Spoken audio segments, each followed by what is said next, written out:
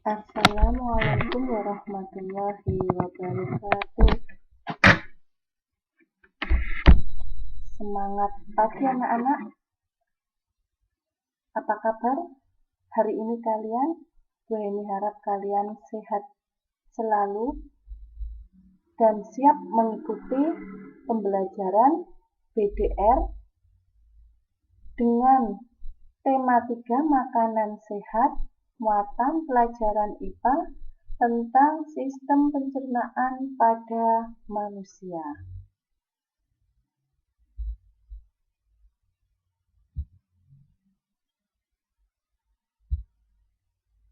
Ya. Alat pencernaan makanan pada manusia. Apa itu pencernaan? Pencernaan adalah proses melumatkan makanan yang semula kasar menjadi halus, kemudian diubah menjadi sari makanan yang mudah diserap oleh pembuluh darah untuk diedarkan ke seluruh tubuh. Proses pencernaan makanan pada manusia itu ada dua, pencernaan secara mekanis dan pencernaan secara kimiawi. Pencernaan secara mekanis itu dilakukan oleh alat pencernaan manusia. Contohnya gigi, makanan dikunyah dengan gigi. Dinding lambung, makanan dilumatkan atau diremas oleh dinding lambung. Nah, itu namanya pencernaan mekanis. Sedangkan pencernaan kimiawi itu makanan yang dilakukan dengan bantuan enzim. Pencernaan makanan yang dilakukan dengan bantuan enzim. Di mana saja? Di mulut, di lambung, dan di usus. Oke, kita lanjut. Susunan pencernaan pada manusia. Nah, ini ada gambar manusia. Ada gambar alat pencernaan manusia. Nomor 1, ini tentu saja apa, nak? Makanan kita masukkan ke mana? Oke, ke mulut. Setelah mulut masuk ke kerongkongan. Kemudian masuk ke lambung. Kemudian ke usus halus. Setelah itu ke usus besar. Yang terakhir anus. Di sini ada juga hati, ada empedu, ini pankreas. Ini ada usus buntu atau appendix.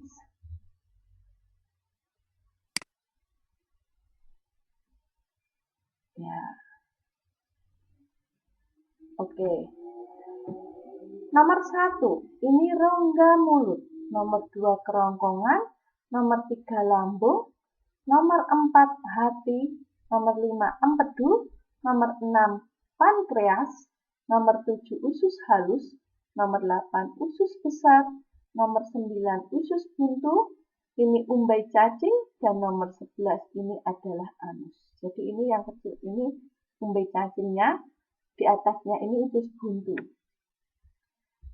Kalian amati dulu gambar pencernaan beserta keterangannya.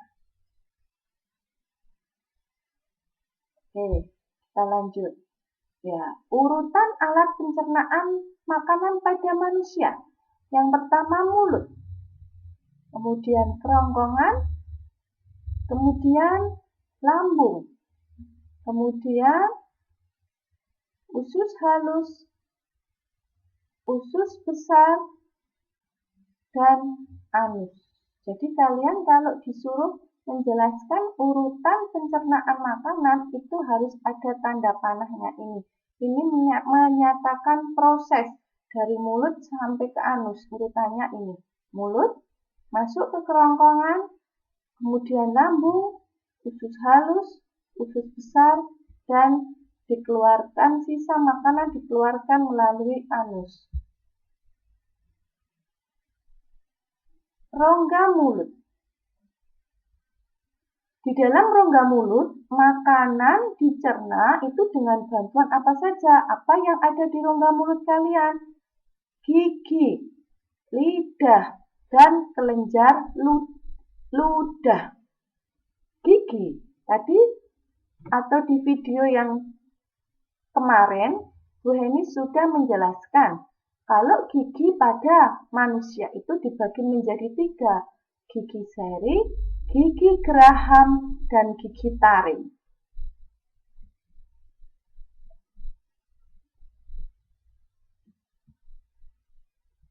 Nah, fungsinya apa? Kalian bisa membaca. Gigi seri itu untuk memotong makanan yang ada di depan ini, nak. Gigi seri itu. Gigi taring itu yang lincip, itu untuk merobek atau mengoyak makanan. Gigi geraham yang ada di belakang itu untuk menggilas makanan. Kemudian lidah. Lidah kita itu berfungsi untuk mengatur letak makanan, membantu menelan makanan, sehingga dapat masuk ke kerongkongan, mengecap rasa makanan. Jadi kita dapat merasakan rasa manis, asin, asam, itu yang merasakan siapa? Lidah kita. Nah, ini gambar lidah kita, ini yang depan, ini yang bagian belakang. Oke, kita tunjukkan. Ujung lidah itu peka terhadap rasa manis. Ini ya, yang paling ujung ini, paling depan ini peka terhadap rasa manis. Kemudian samping depan itu asin. Kemudian samping belakang itu asam. Kemudian yang paling pangkal itu pahit. Jadi manis, asin, asam, pahit urutannya itu. Paling ujung itu manis, tepi depan itu asin, tepi belakang asam, dan pangkal itu pahit. Di lidah kita itu ada semacam tonjolan-tonjolan kasar. Kalau kalian pegang, tapi cuci tangan dulu ya, nak, pakai sabun. Sekarang jangan sering memegang mulut, mata, karena kita baru dilanda musibah COVID-19. Kita harus sangat berhati-hati sebelum menyentuh muka kita itu, cuci tangan dulu pakai sabun. Tonjolan-tonjolan yang ada di lidah kita ini disebut papila. Jadi permukaan lidah kita itu kasar, namanya papila. Kemudian kelenjar ludah. Kelenjar ludah di sini itu juga mempunyai fungsi. Fungsinya untuk apa? Yang pertama, menghasilkan air ludah yang membantu proses pencernaan. Yang kedua, memudahkan menelan makanan. Yang ketiga, menghasilkan enzim. Jadi ludah kita itu menghasilkan enzim yang sangat berguna untuk pencernaan makanan. Enzim apa? Enzim amilase atau petialin. Enzim amilase atau petialin yang berfungsi mengubah zat gula, zat tepung menjadi zat gula. Contoh, kalian kalau makan nasi, mengunyah nasi, nasi itu mengandung zat tepung. Lama sekali kalian rasakan, nanti lama-kelamaan itu rasanya nasi itu manis kan? Lah itu fungsi dari ludah kita itu menghasilkan enzim petialin atau amilase yang berfungsi mengubah zat tepung menjadi zat gula. Kalau nggak percaya, nanti kalian bisa praktek mengunyah nasi. Rasanya nanti ada manis-manisnya. Itu fungsi dari enzim amilase atau petialin yang dihasilkan ludah. Kemudian yang kedua alat pencernaan kita adalah kerongkongan atau esofagus. Apa fungsi kerongkongan? Pada kerongkongan itu terdapat gerakan meremas-remas makanan yang disebut gerak peristaltik, sehingga makanan masuk ke dalam lambung. Ini sering keluar di teks. Pada kerongkongan itu terdapat gerak peristaltik, sehingga makanan masuk terdorong ke lambung. Kemudian yang ketiga alat pencernaan kita adalah lambung. Nah, apa fungsi lambung? Lambung ini menghasilkan enzim juga. Lambung itu terdapat dua pencernaan. Yang pertama mekanik, itu gerakan meremas-remas makanan atau gerakan menggilas makanan. Tuh. Kemudian lambung juga menghasilkan 3 enzim. Apa saja? Singkatannya PRA, pepsin, renin, dan asam klorida atau HCl. Pepsin berfungsi untuk mengubah protein menjadi pepton atau asam amino. Sedangkan renin mengendapkan protein susu menjadi kasein. Asam klorida atau HCl membunuh kuman penyakit yang masuk terbawa makanan. Itu enzim yang dihasilkan oleh lambung kita. Kemudian usus halus. Nah, di dalam usus halus itu ada yang namanya usus 12 jari, usus kosong, dan usus penyerapan.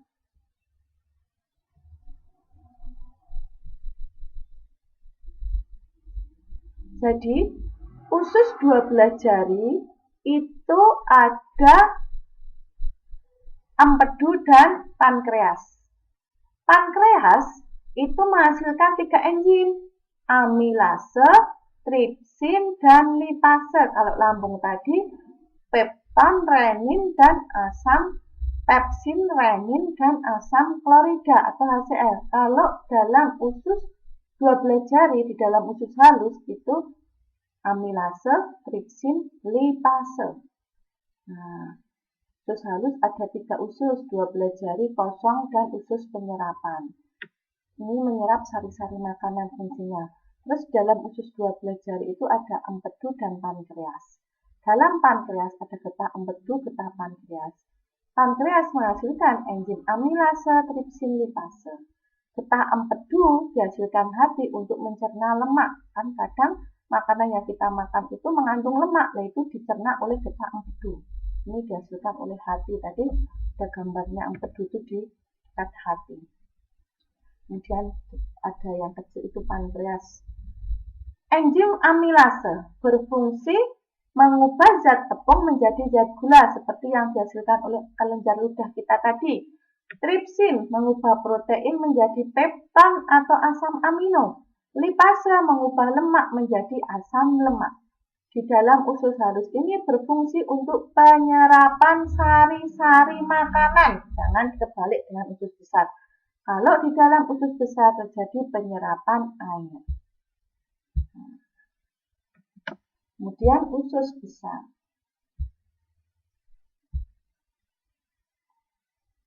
Dalam usus besar ada 3 juga, ada usus besar naik, usus besar melintang, dan usus besar turun. Kemudian ada usus buntu dan umbai cacing. Di dalam usus besar ini terdapat proses penyerapan air. Dan di dalam usus besar terdapat bakteri yang namanya bakteri Escherichia coli. Atau kalian bisa menuliskan E. coli yang berfungsi untuk membusukkan sisa atau ampas makanan sehingga mudah dibuang menjadi kotoran. Kemudian yang terakhir adalah anus, saluran pembuangan kotoran. Jadi, makanan yang telah kita cerna itu sari-sari makanannya diserap oleh usus halus yang berfungsi, yang bagus diedarkan ke seluruh tubuh melalui darah. Kemudian yang lainnya, yang sisanya itu airnya diserap oleh usus besar, kemudian sisa-sisa atau ampasnya itu dibusukkan oleh bakteri yang namanya Escherichia coli, kemudian dikeluarkan melalui anus. Sisa makanan yang sudah tidak terpakai. Alat pencernaan makanan pada manusia. Nah, ini gangguan alat pencernaan yang berhubungan dengan makanan dan cara makan yang tidak sehat. Yang pertama, disebabkan oleh apa gangguannya itu? Makan terlalu pedas atau asam yang akan mengganggu fungsi lambung dan usus. Yang kedua, pola makan tidak teratur menyebabkan alat pencernaan tidak bekerja dengan baik. Yang ketiga, cara mengunyah tidak sempurna, atau kalau kalian makan tergesa-gesa mengunyahnya tidak halus, lah itu juga akan memperberat kerja lambung kita. Yang keempat, pengolahan makanan dan penggunaan alat makan yang tidak bersih dapat mengundang kuman penyakit yang masuk di dalam tubuh kita. Nah, ini ada bermacam-macam penyakit yang mengganggu sistem pencernaan kita. Apa saja penyakitnya? Yang pertama itu ada diare, disebabkan karena kurang menjaga kebersihan makanan.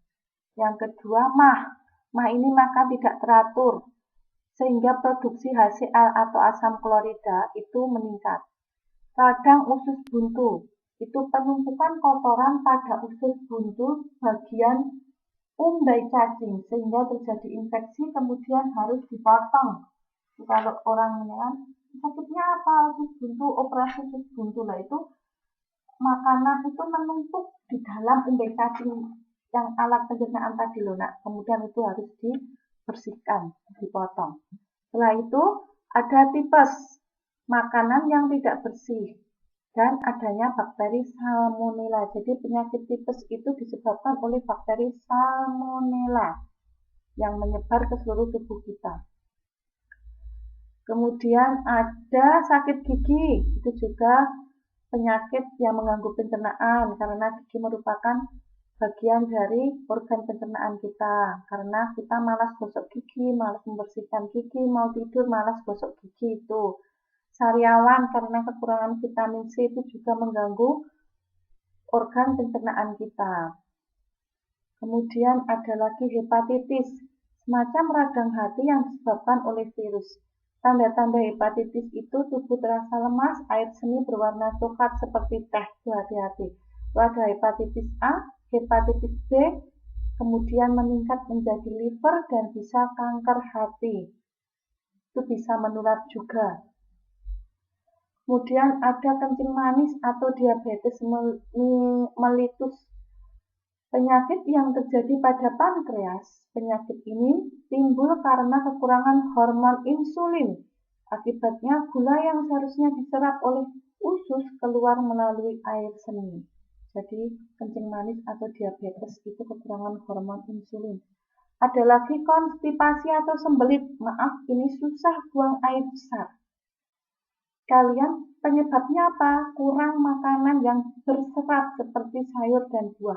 Sama satu lagi, jangan suka menahan kalau kalian ingin buang air besar. Segera tidak boleh ditahan. Karena apa? Karena kalau kita menahan, itu nanti usus besar kita menyerap air 2 kali sehingga kita akan kesusahan. Kemudian bisa terjadi pendarahan di anus kita. Sehingga nanti kalau lama-kelamaan akan menyebabkan ambeien. Itu juga salah satu penyakit yang mengganggu organ pencernaan kita. Setelah itu ada cacingan. Ini biasanya anak-anak diberi obat cacing ya, 6 bulan sekali itu. Penyakit cacingan tentunya sudah tidak asing lagi di tengah masyarakat Indonesia. Gejalanya apa? Badannya kurus, tidak nafsu makan, lemas, mual, muntah, nyeri perut, diare, tinja berdarah, batuk kering, terlihat pucat, dan mudah mengantuk. Itu penyakit yang mengganggu organ pencernaan kita. Terus bagaimana agar kita tidak mengalami sakit atau kita bisa terhindar dari penyakit-penyakit itu? Nah, cara memelihara kesehatan alat pencernaan kita. Makanlah secara teratur. Menjaga kebersihan alat makan dan bahan makanan. Cuci tangan sebelum makan. Minum air putih dalam jumlah yang cukup 8 gelas per hari. Mengkonsumsi makanan yang mengandung banyak serat. Makan makanan dengan gizi seimbang. Seperti itu anak-anak. Terima kasih atas perhatiannya. Wassalamualaikum warahmatullahi wabarakatuh. Selalu semangat, jangan mudah menyerah. Semoga pandemi ini segera berakhir dan semoga kita bisa segera melakukan pembelajaran tatap muka.